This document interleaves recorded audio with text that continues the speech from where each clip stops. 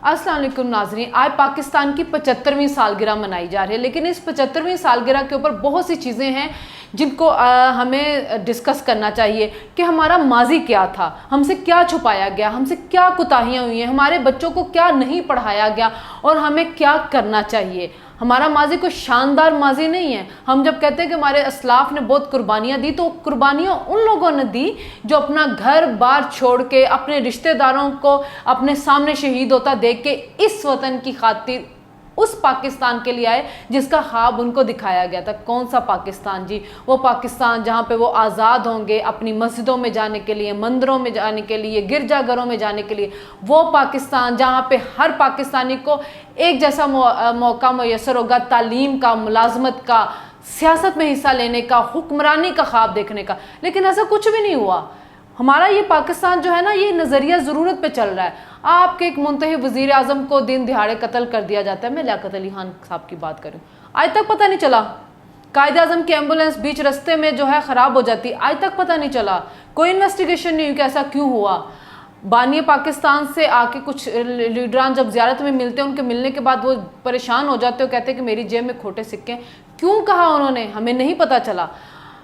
इस मुल्क में आपने बाहर से वज़ीर आज़म ला के इम्पोर्ट करके जो मुल्क पे मुसलत करना शुरू किया, उसकी रवाज आज तक चला आ रहा है। आपने आइन नहीं बना सके। कायद आज़म की 11 अगस्त की तकरीर को तब्दील कर दिया गया। आप आइन नहीं बना सके।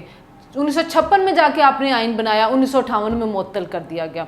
दस्तूर सार असम्बली तोड़ दी गई। जब मौलवी तमीज़ुद्दीन उसका केस लेके गए तो जस्टिस मुनीर ने नज़रिया ज़रूरत को पैदा किया। वो नज़रिया ज़रूरत जो आज तक चल रहा है, अगर उस वक्त इस नज़रिया ज़रूरत को ना माना जाता, अगर उस वक्त आइन मुअत्तल करने वाले को सज़ा दी जाती, तो शायद ये पाकिस्तान वो पाकिस्तान ना होता जो आज हम देख रहे हैं।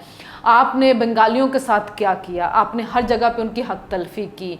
आपने फातिमा जना के साथ क्या किया? कायद की बहन के साथ जब वो एक आमिर के मुकाबले में आई, तो उस वक्त के तमाम दानिश्वरों ने उस फातिमा जना के खिलाफ लिखा। ये हमारे जो दानिश्वर हैं, आप देखें तो तारीख में ज़्यादातर जो दानिश्वर हुए हमेशा तारीख की गलत सिमत पे खड़े रहे हैं। उन्होंने तारीख की सिमत दुरुस्त करने की कोशिश नहीं की है अपनी कलम के साथ, और जिन्होंने कोशिश की है उन बेचारों ने कसमा पुरसी की हालत में ही ज़िंदगियां गुजारी हैं। यहाँ पे हमेशा नवाजे वही गए हैं जिन्होंने हाकिम वक्त की खुशामदे करके तारीख का रुख मोड़ने की, गलत सिमत में मोड़ने के लिए उनका साथ दिया है। वो नवाजे गए हैं, वो आज भी नवाजे जा रहे हैं। और जो हक और सच का साथ तब देते थे, आज भी देते थे, उन पे इल्ज़ामात ज़रूर लगते हैं लेकिन उनके पास होता कुछ नहीं है। वो सिर्फ इल्ज़ामात सहते हैं, वो सिर्फ लोगों की गालियाँ सहते हैं हक का साथ देने के ऊपर, लेकिन उनके हाथ में कुछ नहीं होता, उनके बैंक बैलेंस में कुछ नहीं होता, उनके घरों में कुछ नहीं होता, उनके पास कोई प्रॉपर्टियाँ नहीं होती हैं। हाँ, लेकिन उनके ज़मीर मुतमिन होते हैं कि क्योंकि उन्होंने हक का साथ दिया है। बंगाली 1970 के इलेक्शन हुए, क्या हुआ? एक पार्टी ने मेजॉरिटी ली, आपने नहीं माना उसको, आपने नहीं उनकी हुकूमत बननी थी, वो आज हमसे अलहदा हो गए। लेकिन वो अच्छे रहे कि वो हमसे अलहदा हो गए। ये हमें नहीं बताया जाता कि हमने उनके साथ क्या क्या किया। हमें आज भी पढ़ा दिया जाता कि 1965 थी, दुश्मन ने रात के अंधेरे में शातिर दुश्मन ने हमारे ऊपर हमला कर दिया।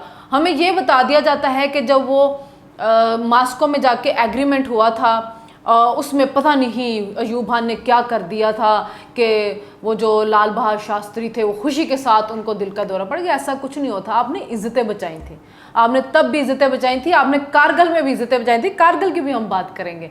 आप जब भी इस मुल्क को बचाता है कोई सियासतदान नहीं बचाता है। 1971 में शिमला एग्रीमेंट के तहत आपके 91,000 फौजी भी एक सियासतदान वापस लाए, लेकिन क्या किया उस सियासतदान के साथ? आपने उसको फांसी के घाट चढ़ा दिया, उस सियासतदान को जिसने इस मुल्क को एक मुत्तफिका आइन दिया। देखें, अगर इस मुल्क के अंदर रिवाज डाला जाता ना कि जिसको अवाम मुंतखब करके लेके आ रही है उन्हीं की हुकूमत होती, तो ये पाकिस्तान आज मुख्तलिफ होता।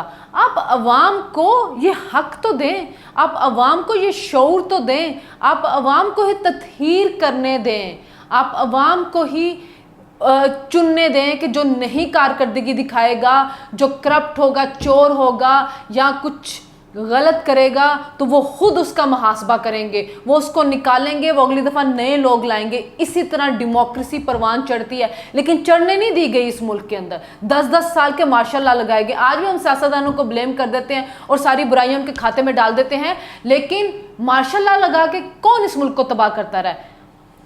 बांग्लादेश को अलहदा करने वाला कौन था? याह्या खान। डॉलर लेके जहाद हम पे मुसल्लत करने वाला कौन था? ज़ियाउल हक। डॉलर लेके ही उन जहादियों के खिलाफ लड़ने वाला कौन था? जनरल मुशर्रफ। आज भी उसके बाद इमरान खान का दौरे हुकूमत भी एक मार्शल लॉ था। हमने हमेशा सियासतदान जो होते हैं ना, उनके बारे में कह देते हैं कि वो जी आमरीत के नर्सरी से उनको आना पड़ता है। उनको क्यों आना पड़ता है? उनको इसलिए आना पड़ता है कि उनकी हुकूमतें होती हैं, उनकी हुकूमतों की में उनको अपनी स्पेस बनानी पड़ती है। लेकिन जब वो सीखता अपनी गलतियों से और वो इन सिस्टम के खिलाफ नबर्द आजमा होता है, तो आप उनको इबरत का निशाना बनाते हो और हम सेलिब्रेट कर रहे होते हैं। शायद हमारी आवाम को, उनके शौर को इन ऐसे दानिश्वरों के कलमों के ज़रिए जो एक बयानिया बना दिया जाता है, तो वो फिर इसको सेलिब्रेट ही करते हैं ना।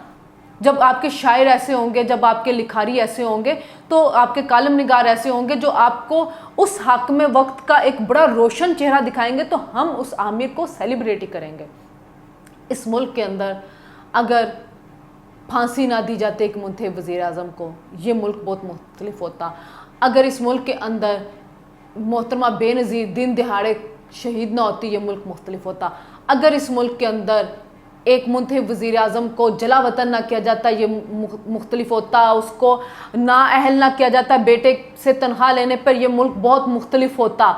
लेकिन आज ये मुल्क जो है वो जिस जगह पे जा रहा है, और इमरान खान जैसे लीडरान के ज़रिए जो नफ़रत इंतशार पैदा की जा रही है, उसका खमियाजा इस कौम को भुगतना पड़ेगा, और उन लोगों को भुगतना पड़ेगा जिनका कोई कसूर नहीं है। आज भी वक्त है कि अगर हम अपने बच्चों को सही तारीख पढ़ाएं कि हमारी तारीख क्या है, तो बच्चों को शऊर आएगा। अगर हम अपने बच्चों को डेमोक्रेसी के बारे में बताएंगे कि जमहूरियत होती क्या है, तो हमारे बच्चे जो हैं वो बेहतर शहरी बनेंगे। अगर हम उनको आइन के बारे में पढ़ाएंगे कि आइन होता क्या है, इसकी एक रियासत को ज़रूरत क्या होती है, ये क्यों मुकद्दम होता है, पार्लियामेंट क्यों सुप्रीम होती है, इदारों को क्यों अपनी हदूद में काम करना चाहिए, तो ये मुल्क मुख्तलिफ हो सकता है। अगर अदालतें नज़रिया ज़रूरत के तहत फ़ैसले करना छोड़ दें, आइन और कानून के मुताबिक फ़ैसले करना शुरू कर दे, तो ये मुल्क मुख्तलिफ होता है। अपनी शनाख्त पे शर्मिंदा मत हों।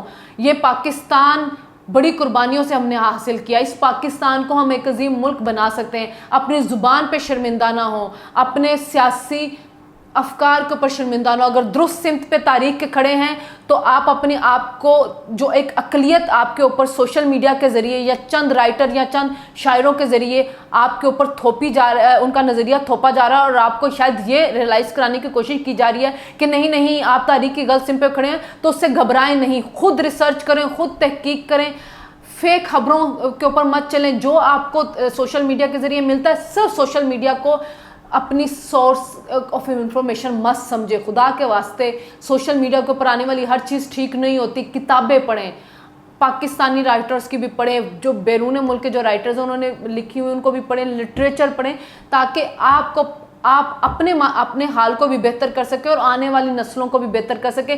गाली गोली का जो कल्चर है, इसको ख़त्म करें, दलील से बात करना शुरू करें। दलील बहुत बड़ी ताकत होती है। जिसके पास दलील की ताकत नहीं होती, वो गाली और गोली की तरफ जाता है। अगर आपके पास दलील होगी तो आप हावी होंगे। ऊंचा बोल लेने से, किसी के ऊपर शाउट कर लेने से आपको सच्चा नहीं मान लिया जाएगा। इल्ज़ामात लगा के, हर वक्त इल्ज़ामात लगाने से आप सच्चे नहीं हो जाएंगे। आप तभी सच्चे होंगे जब आपके पास बताने के लिए कुछ होगा, छुपाने के लिए कुछ नहीं होगा। हमारा मसला ये है कि हमारे पास छुपाने के लिए बहुत कुछ है। हम हर वक्त छुपा रहे हैं, हर चीज़ इस कौम से छुपा रहे हैं। जिस दिन हम छुपाना छोड़ देंगे, हम एक बहुत शानदार कौम बन जाएंगे।